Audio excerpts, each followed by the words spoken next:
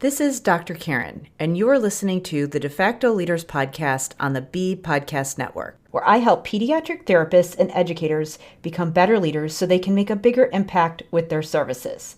With over 15 years of experience supporting school-age kids with diverse learning needs, I'll share up-to-date evidence-based practices, my own experiences, and guest interviews designed to help clinicians, teachers, and aspiring school leaders feel more confident in the way they serve their students and clients. I'll cover a range of topics designed to help you support students' emotional and academic growth and set kids up for success in adulthood, including how to support language, literacy, executive functioning, as well as how to help IEP teams working together to support kids across the day.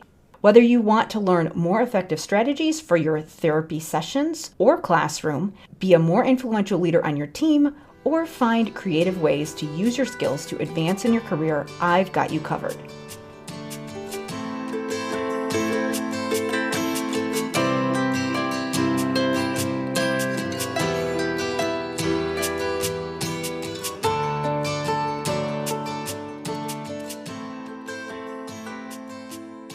Hey there, it's Dr. Karen, and welcome to episode 147 of the De Facto Leaders podcast on the B Podcast Network. Language therapy often focuses on early intervention, but what happens if students continue to struggle with language in the high school years? Many SLPs are pressured to drop students from their caseloads or move to a consult-only model when students transition to secondary school, yet that often means many students enter adulthood lacking skills that have a significant impact on their ability to access advanced education or job opportunities. If students don't have a solid grasp on skills that we would address in language therapy, such as complex syntax, they'll continue to struggle with important life skills that impact them in school, but also are going to impact them in the future. Things like getting the gist of things and explaining and recalling past events, writing extended responses or forming cohesive narratives for academic reports, job applications, and work-related communication, understanding temporal or causal vocabulary that supports time perception and future thinking, and engaging in inner dialogue for strategic planning and self-regulation. A lot of those skills require us to have strong language and an understanding of how sentences go together, as well as vocabulary, in order to be able to do some of those high-level skills. A lot of people think of syntax as an academic skill, but building sentence structure is not just a skill for students in late elementary school doing language arts assignments. It's a life skill, and students who don't have a solid foundation will continue to struggle in adulthood. That's why I invited Tiffany Shahomian-Ruiz to the De Facto Leaders podcast to share success stories from her experiences with language therapy at the high school level. Tiffany is a bilingual SLP from California, and she primarily works with students in the school setting. And she also has gone through my program, Language Therapy Advanced Foundations, which is how I connected with her. So in this conversation, we are going to talk about some specific strategies that she learned in the program and some results that she saw with her students. Specifically, we discuss things like, what if everyone else is working on high-level comprehension in the curriculum, but our students still need work at the word and sentence level? Is it still age-appropriate and relevant to be working on those skills in high school? Does therapy have to mimic classroom activities to be aligned with the curriculum? Can we really make a dent in language for high school students, or is it too little too late? Will students be bored and disengaged if they're still going to speech in high school, especially when we're working on things like vocabulary and syntax? Is there a way we can make it engaging for them? How does complex syntax impact daily functioning and future career opportunities? And Tiffany actually shares some really great examples in this conversation, specifically how she helped some of her students with the driver's permit test and how there was so much complex syntax required in doing that successfully. Before we get going, I wanted to mention Language Therapy Advanced Foundations. As I said before, the techniques that we discuss are things that I cover in that program. Language Therapy Advanced Foundations is my program for SLPs who want a system for language therapy that supports syntax and vocabulary and really those skills that students need to be successful in school as well as life beyond school. Many times, if you are coming into a school setting, or even if you're in a private practice and you want to know how to support what students need to be successful in those K-12 years, it can be really difficult to figure out how to prioritize. So that's why I created Language Therapy Advanced Foundations. So you can ensure that you are working on skills that are going to have a true impact on students' ability to process and use language in both school as well as some of those other experiences that students have outside of school, whether it be during day-to-day activities or whether it be for those older students who are starting to have work experiences like internships and their first job, and they're thinking about what they need to do after high school. To learn more about the program, you can go to drkarenspeech.com/language therapy. Now, please enjoy this conversation with Tiffany Shahomian Ruiz.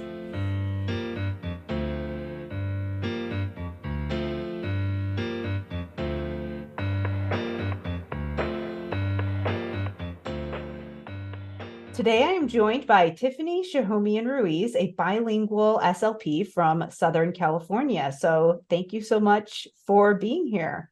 Thank you so much for having me on your podcast. Well, let's start with your backstory. Tell us a little bit about yourself, what you've been doing, and what you're working on now. Well, I graduated with my master's in 2004 from Cal State University, Northridge.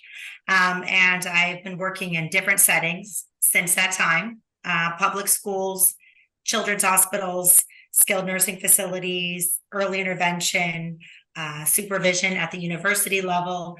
And I think that names about most of the settings and clinics. Yeah. Currently, I am only working in public schools, and I work mostly with the high school populations. I know at the high school level, specifically with SLPs, when it comes to language, there's so much that comes up with understanding how to evaluate students. Do we keep students on our caseload when they switch over to secondary school? How do we navigate our role as SLPs when we have students who are starting to need those higher level language skills, but still don't have those foundational skills and all the different things at the high school level? So can you share a little bit about some of the challenges that you've experienced with working with that age group specifically? It is a really complex decision-making process to figure out who needs speech and language services and who doesn't need them at the post-secondary or at secondary and post-secondary levels as well. When I say post-secondary, I also work with students who are up to age 22. So it is a complicated decision-making process. I would say I take into consideration several factors. Obviously, how much their language is impacting them in their current setting, and how much other providers or teachers are able to help them with those skills. So if the teachers or other providers on the team are able to really competently address those skill areas, then I may not necessarily, they may not need the service. But often I find that with areas of language that we are the individuals who are most appropriate to serve those language needs. Mm-hmm. Mm-hmm. And I also do take into consideration the student's motivation. I recently had a student tell me that they think they were ready to be dismissed from speech and language services. And I said, okay, thank you. You've been working with me hard for 3 years. Let's talk about it. Let's assess you and have a decision, make a decision as a team. Mm-hmm. So that's also something to take into consideration. Yeah, I know that I've had students before. I mean, I could think specifically, it was actually a fluency case where he was like, I think I understand all the strategies. I think I'm good. I know that I sometimes I still stutter, but I think I have all the tools that I need. So that's always exciting. But so I know with language, a lot of the questions that I get from people are about at the high school level, should you still be working on vocabulary and syntax if students don't have it yet? Can you improve those skills? How do you balance that with all the other things? Because a lot of times they're expected in the curriculum to be doing all these other higher level skills. And then also just the high school schedule of trying to fit in the therapy time to actually do what we need to do, even if we are the most appropriate people. So what kinds of things have you had to work through, just even from a scheduling and logistics standpoint, or when you have those students who need those foundational skills, but it just doesn't quite fit in with the schedule? Scheduling is an issue. I tend to try to see some of the students during their study period. We do have a study skills period, and that tends to be a time that they're not as impacted. If I remove them, which I do primarily pull out for my students who are, I guess, classified more than mild to moderate. And with that, so I said, during their study skills class, or, I try to find a class that impacts them the least. And things that I've worked on, wow. Honestly, I would say that a lot of my therapy has changed in the last year or year and a half, actually, after, listening to a lot of your doing your trainings. In the past, let me tell you what I've done in the past. I'd love to hear the before and after. So often things that come up in the high school level are, defining words, comprehending larger spoken and written texts, making inferences, critical thinking skills, and overall comprehension of language. Obviously, things that are very important that a lot of people are working on at that level, or even in language therapy in general, because it makes sense and all those things are important. And I've definitely tried my best to use things that are quote unquote educationally relevant, such as their stories that they're learning in their English classes, or the concepts that they're learning in their science classes. And I really did not have very, very much success with that method, because I felt like I was running thin. I was trying to find out what they're doing in this class and that class. And I also didn't have a full, a deep understanding of all of their novels. So I didn't feel like it was a good fit. I tried that. And there were times when it worked, but I would say that since I started narrowing down to, I think, some basic skills and focusing more on those certain specific language skills, which are educationally relevant because they're required for them to progress into Common Core standards. I felt like I've had more success with that. So I can tell you a little bit about some things that I've done with those high school students. Yeah, and so I know you used some of the frameworks in language therapy, advanced foundations, focusing on the underlying syntax, the vocabulary, and some of those things that are going to support comprehension. So obviously, as you said, still educationally relevant if that's what's keeping kids from making progress in the curriculum. But yeah, I mean, the question that I often get is this appropriate for older students? And can this work? Can we actually make a dent in this? Because I think sometimes people feel like it's too little too late. So yeah, I'd love to hear what your experience has been with your students.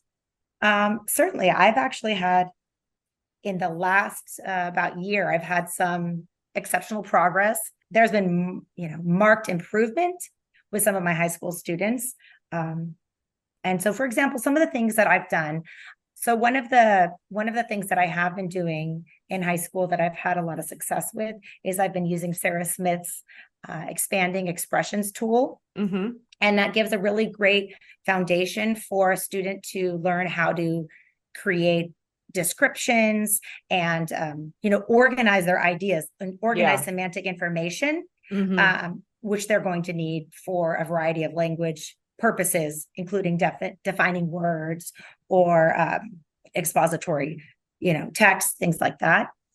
So it's involving having a framework to list the category of a word, any attributes, just kind of a similar framework to some of the things that you've included in some of the language foundations. And as we were talking before, I actually did my dissertation research on the expanding expression tools. then there's the syntax component and the morphology and phonology and all the other things. But yeah, I mean, I think with things like the framework that I do and even the expanding expression tool, sometimes people think, oh, it's for little kids. But if you don't have that ability to do that internal self-questioning that tool helps you do, and again, some of the things that I focus on as well, I mean, those are executive functioning skills. Those are underlying skills that allow you to learn those vocabulary words and allow you to inference. So I think that sometimes, I mean, yeah, you may need to modify the expanding expression tool if kids are like, oh, this is, for younger kids. But I've had some high school kids that really like it too. I mean, you have to modify it based on the materials and content you pull in. That's the main thing. Exactly. So the items that were just, well, you start off usually with items and nouns. So the words that we're discussing, you tend to have them be a little bit more of a mature nature, different types of cars, perhaps things are interested like that, shoes, video games, those type of things. But what I found is sometimes the students really need to have that awareness of, okay, I just said something. I tried to give an explanation. What did I say? Was that highly relevant? Did that really, pinpoint exactly what I'm trying to describe? Or was that just a side comment when they're trying to provide, for example, a description or a definition for something? So I do involve a lot of the metacognition where we write down on a whiteboard what all the different things that their brain came up with, all the different ideas. And then we do that thinking about what we just talked about. So think about it. Is that a really good point? Maybe that's not super important. And so I'm teaching them to make that discernment about if they're saying information that's really highly relevant, or it's just kind of a side note in relation to whatever we're trying to describe or talk about. Yeah. So that's a little bit of metacognition there. Yeah. Well, and I mean, the thing too is with the semantic study, you're pulling stuff out, but then you have to filter it to figure out what's relevant, what's a defining feature. And so, I mean, that's absolutely a skill that high school students need, but you can teach it to the younger grades as well. It just looks a lot different. And I think that it's so easy to get stuck in the memorizing of definitions. And this is a way that you can make a task like that actually relevant and build some of those executive functioning skills at the same time, so that when you go and try to work on executive functioning in another context, you have some foundation there. Yeah. And I actually had, from doing that with all the semantics and having success with that, I actually had a great intern. Hi, Katrina. Katrina developed a sentence frame for defining words, nouns, and adjectives. And that was kind of one of my first steps into really narrowing and working on syntax. And so she came up with a sentence frame that helped this student retrieve and get them started to have the right, formulate the right response. So for example, if it was a verb, the sentence frame was blank means, and then they would complete the sentence. If it was a noun, blank is. So for example, if the word is dissect, they would talk about, is dissect a noun or is it a verb? And then we had the two sentence types up there. And then the student would identify, okay, that's a verb. So dissect means. And we would really drill that into this one particular student's therapy sessions. And then if it's a noun, the Eiffel Tower is. And just even having that basic starting sentence with the correct grammar really helped this one particular student with word retrieval. When we first started working with that student, it seemed like word retrieval was a huge, huge issue. And when we gave him the syntax, and the grammar to be able to start off his sentence, we found that the word retrieval issues diminished greatly. Yeah, I don't think I for sure did not realize, when I was initially working on language, how significant the structure is in helping retrieve. Yes. And also, if you don't have that, how can you have a dialogue with yourself about doing complex planning. And I think the other thing is that I get sometimes asked, well, where should we work on parts of speech? And I'm like, yes, but in context. And you just described a perfect example of how to do that in context. And really, it's not a matter of like, let's categorize these nouns, let's categorize these verbs. It's what questions do you have to ask yourself at what time to remind yourself to think about, is this a noun or is this a verb? And then there's where you can work on the skill. It's more about that awareness of, oh, there's different kinds of words and where should I pay attention? What should I be asking myself? And so it did become natural for several of my students. Awesome. It has become natural where they don't have to think about it before they can just answer the question. Another thing that I know a lot of our general education teachers and special ed teachers also work on is, the idea of answering a complete sentence. Well, there's obviously times when you don't need to answer a complete sentence. The nuance. But in a lot of like the defining words, or even just explaining an entire idea in its, as a whole, you do sometimes want to start off with a complete sentence. And so I've had a lot of success with having my students, as you say, get meta, and I tell them to remember, and I do have some actual visuals that I have up in my room. Yeah, I love your board. I'm looking at that behind you. Thank you.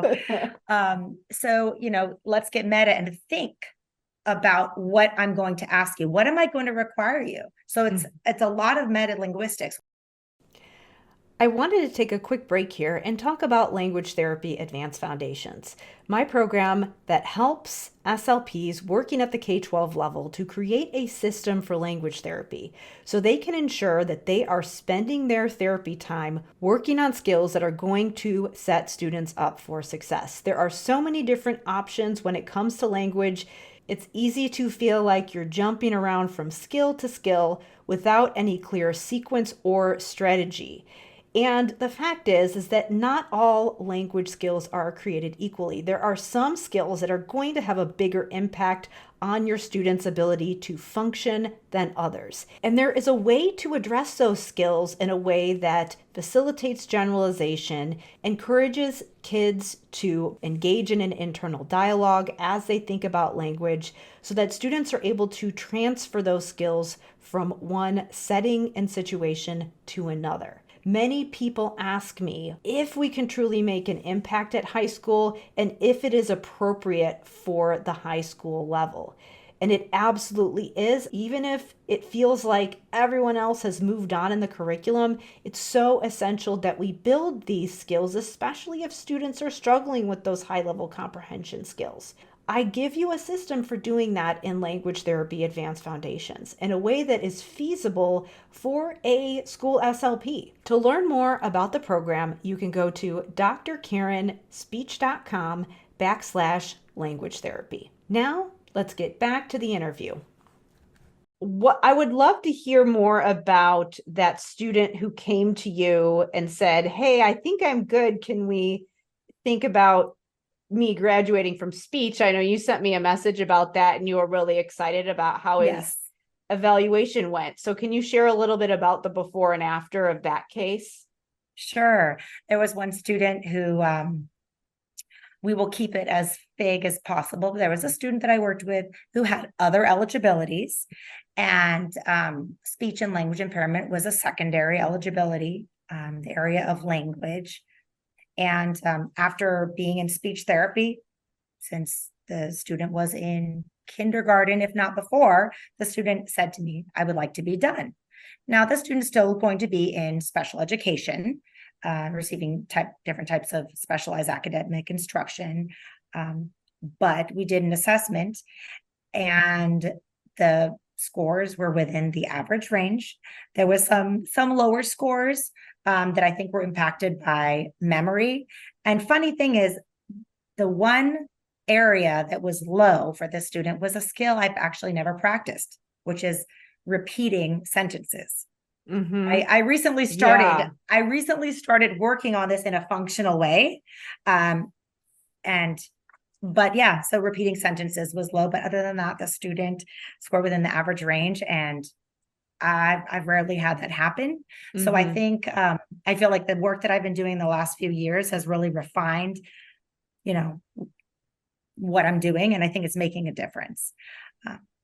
Yeah. See, I mean, I think that people don't always realize that just repeating sentences, it doesn't sound like it makes a lot of sense, but if you do it in the right way and you understand what the purpose is, it can be beneficial. If you just think about the fact that if you do not use certain sentence structures, it's almost like trying to do pull-ups, but doing them assisted. If you go through the movement, you build that pattern, and then eventually you can do it without the assistance or with less assistance. You get stronger, you create that connection. And the whole process of having someone repeat after you is a form of scaffolding. No, we shouldn't sit there in our therapy session and just have kids repeat sentences over and over, but actually repetition is one way that we can scaffold and prompt. And sentence repetition does give you an idea of syntax, because a lot of times we try to elicit it with questions or conversation, but if you don't have a sentence structure, you're not going to use it. You're going to just use structures that you already have. So you sometimes have to elicit it. And yes, it's better if we can try to elicit it in other ways, but sometimes you have to just see if they can say the sentence, because they'll repeat it back the way that they would have said it, not the way that you said it. So it does give you that information. I actually just last week figured out a really functional way to work on sentence repetition. Oh, really? Yes. I'd love to hear about that. Okay. So I'm just going to talk in general about a few students that I've worked with using some of the sentence, the syntax resources that you've given. One of the first thing that I did was I created pictures. So I worked on the passive voice first. And for high school students, I found that involving pop culture really increases their motivation. So yes, for example, I created a picture, and the sentence is Cardi B dropped a new album. And then I would ask them to say it using the passive voice. A new album was dropped by Cardi B, or different things involving like, Patrick Beverly. So the Clippers traded Patrick Beverly. And then I would ask them to say it using the passive voice. Yeah. So that was one way to get them involved and find it so they didn't feel like it was so boring. And then I worked on the different word study and sentence decomposition and producing sentences and showing understanding of the different sentence types, right? So I was working on that, and I had a few students that had made a lot of progress with that. And they were also trying to pass their driver's training test. So let me tell you, the driver's training test has a lot of complex sentences in it. I would imagine, and probably not just that, but yeah, I'd love to hear about that. It has a lot of directional direction words. Yeah. And, in this situation, so what I was doing is I was using the driver's training test to online and having them go through that. And then I was having the students try to break it down and make sure they could understand what the question was. And it's often in the multiple choice answers. And so that's when I found that it was really helpful to have them and myself repeat the sentence just to make sure I could get it in my working memory. So they're reading it. I had them read it to me. And then as a group, we all try to see if we can get it into our working memory as much as possible. And I would sometimes have to write things on the board, pieces of it, because it was a lot of information. So in that situation, we were actually trying to repeat the sentences. What you just said is a perfect example of why when people ask me for a scripted curriculum, why I can't do that, and why it's so important to know how to use a framework that narrows it down and shows you what to do, but also helps you to pull in relevant information. Because I wouldn't have known specifically what was on that driver's test, or even that was relevant for your students, because there's so many different things that students might need to be doing. And that is just, I mean, beyond, I know sometimes we wonder if the things that we're working on in high school are preparing kids for life, but obviously the driver's test is super important and an example of how a lot of these language skills are very functional. It's not just about oral conversation. You do have to have those written skills for certain things if you want to be able to do them. And then even just the examples of, talking about Cardi B, that's again why I don't try too much to give a lot of pictures and things that are too scripted, because I can't keep up with pop culture. I mean, there's some of these pop singers, I'm like, I don't even know who that person is. I don't think I'd recognize them. I definitely had to ask around to a couple of, a few of my friends text some of their teens. When it comes to the driver's training test, or driver's permit test, that's what it is. Driver's permit test. I was really surprised at the amount of complex sentences in there. So it's like, in this situation, in the event that you are, or when you are entering a highway, you must. And, a lot of really complicated sentences. I have recently been navigating the government hiring process in Illinois, and I know it's different in every state, but you basically have to write an essay in your application, or even just resumes and things like that. And it's the application is written and it's online, and you've got to read all of these responses. It is a lot of writing, and it's basically like taking a written exam. And then the interview is kind of like that too. So, I mean, all of these things that sometimes they seem very academic. They really, I mean, they are, but they're also for lots of other things. And then the other thing too becomes like, I'm always thinking with high school students and how we're preparing them for the workforce and whatever they're going to do after high school, whether it's college and we do need to be focusing more academic, or whether we need to be thinking about, how do we get them into a trade or a job? I mean, they're still going to have to navigate that. And yes, you can have accommodations, but there comes a point where there are certain jobs that you have to know how to do the skills. And if kids are interested in those jobs, we've got to be able to teach them those skills. I can't tell you how many government jobs said, you need a valid driver's license to do this job. So, I mean, just when you think about functional life skills. So I know that we've kind of talked about how, yes, you can and you should work on those language skills in high school. And yes, inferencing and comprehension are really important, but if kids don't have those underlying skills, you can't inference if you don't understand complex syntax. But what about when you have those students? I know that college might not be what they're doing after high school, and they're thinking of other things. And I know you had a student that we had talked about that you wanted to share a little bit about that case. Sure. Like I said, I'm going to keep it vague just for confidentiality, but there's at least two students I can think of. That one has an intellectual disability, another student has other health impairment, and both of them receive speech and language services to support them in their IEP. And both of them, both students have below, average cognitive abilities, and both of them have been able to benefit from the different techniques that I've been talking about and working on these higher level syntax. And one student in particular, there's a reading program that they use here at school, and his score doubled in 1 year, in the last year. And I've been working on, higher level syntax for probably the last year and a half.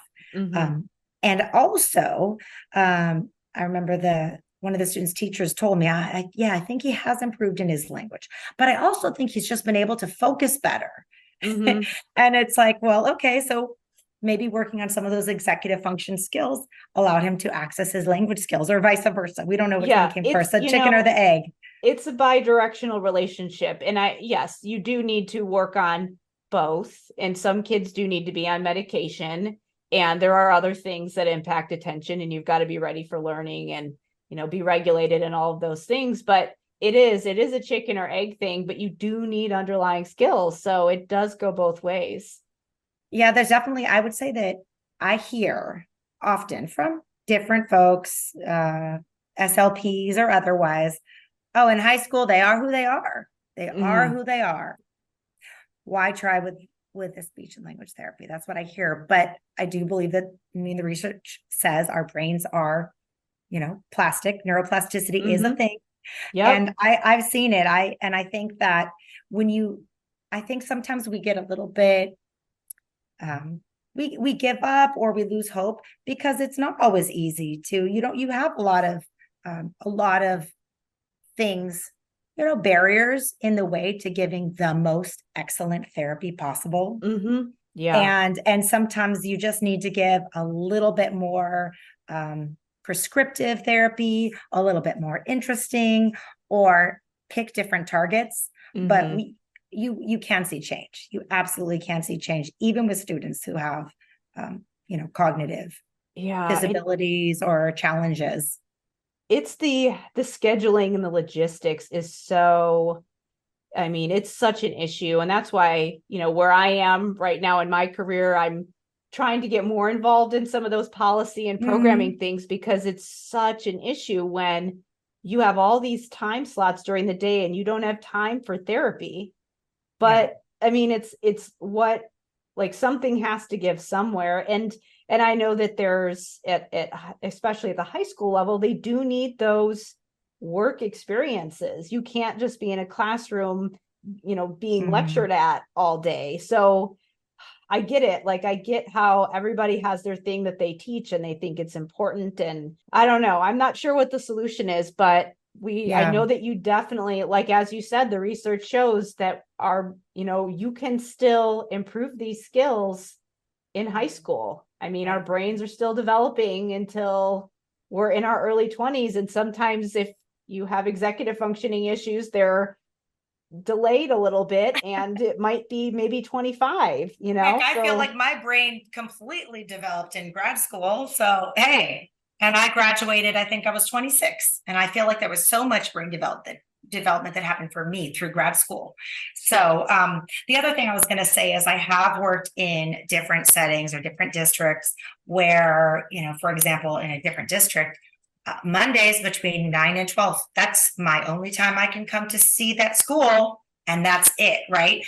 I work in a smaller district and it's a little bit more flexible in the caseload, and the workload is a little bit more manageable than other settings. So I know that other people in other districts may not have that opportunity to in the way. Yeah. It's, I can see why with a lot of these things, especially with the older kids, why there is such a market for people to do private practice. And I know that gets to be a struggle because certain people, some kids aren't able to find the transportation, or their families can't afford to go to a private therapist. So there's that whole conversation.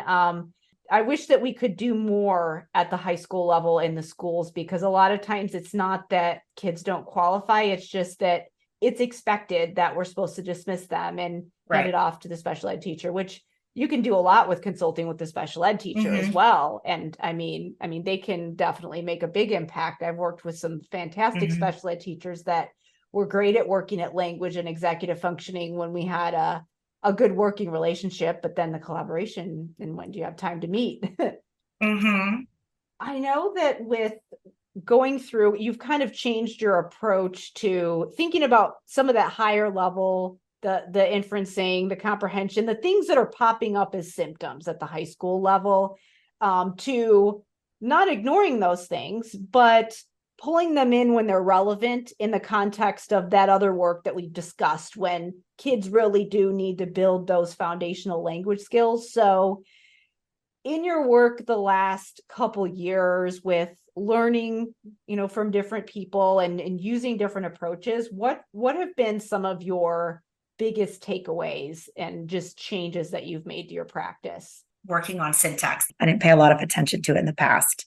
I was working on more of the semantics and a lot of inferencing, and not a lot of those long, complicated sentences that I learned about Mm-hmm. I just it's kind of like the equivalence of how sometimes in speech therapy, sometimes we forget about vowels, and it's like, whoa, they're so important. It's Yeah. or the jaw, you think of the tongue and the lips, but you don't think about the jaw. Yeah. So Uh-huh. it's kind of like the jaw of language therapy, that it has a That's really interesting. I've never thought of it that way, but that makes sense.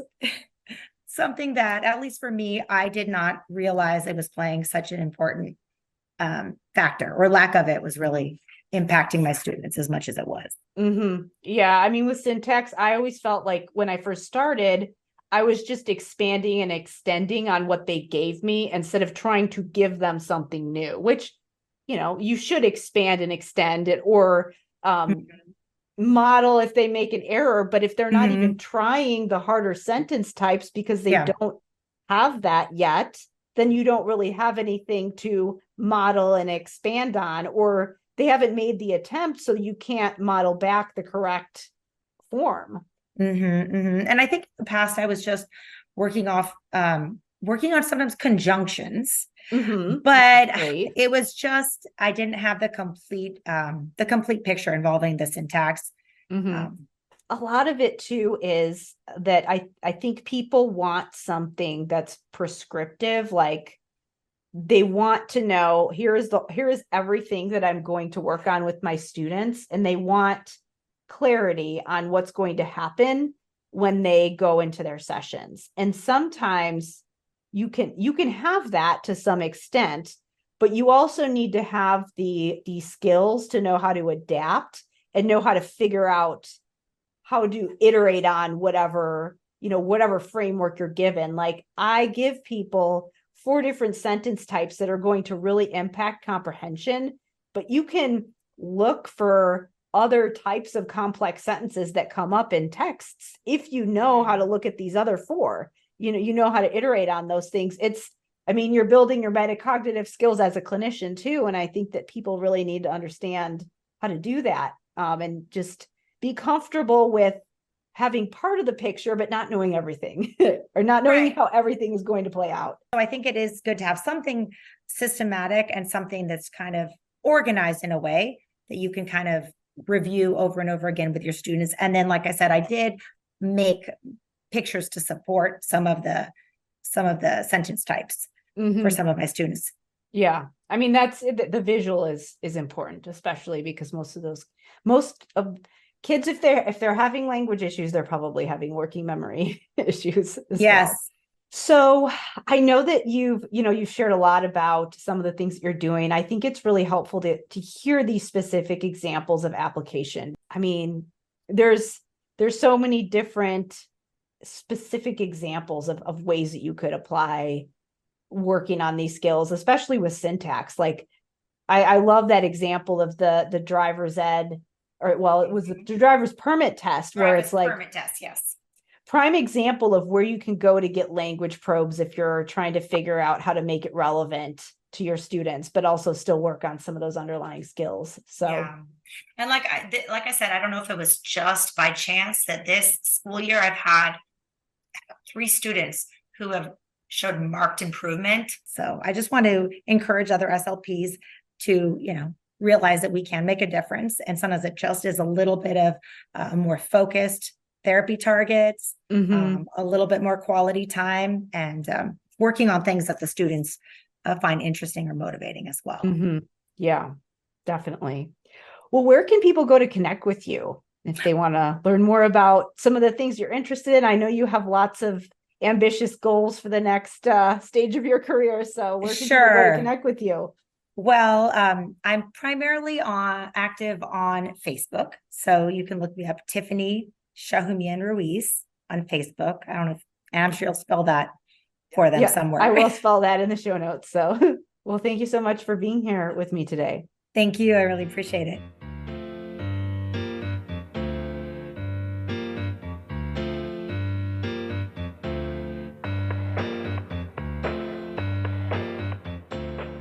Thank you so much for listening. Be sure to check the show notes to learn how you can connect with Tiffany. as well as get some links to some of the things that we discussed in this episode, one of them being Language Therapy Advanced Foundations, my program for SLPs that helps them to create a system for language therapy that builds those foundational language skills that are so essential to supporting that high-level comprehension, executive functioning, internal dialogue, and all of those functional skills that we need in order to function in adulthood. Things like phonology, morphology, semantics, syntax, and orthography. Those things that will support students' academic skills now, but will also set them up for success so that you can increase the opportunities that they have for both their advanced education as well as their job opportunities. To learn more about the program, go to drkarenspeech.com/language therapy. If you found this episode useful, please leave me a rating and review wherever you listen to your podcasts, and be sure to share it with your friends and colleagues. And if you have a suggestion for a guest, or if you're interested in being a guest on De Facto Leaders, if you know someone, or if you are someone who is using your education or clinical skills in a creative way to support K-12 kids, I'd love to hear from you. You can email me at talktome@drkarenspeech.com. As always, thank you so much for listening, and I will see you next time.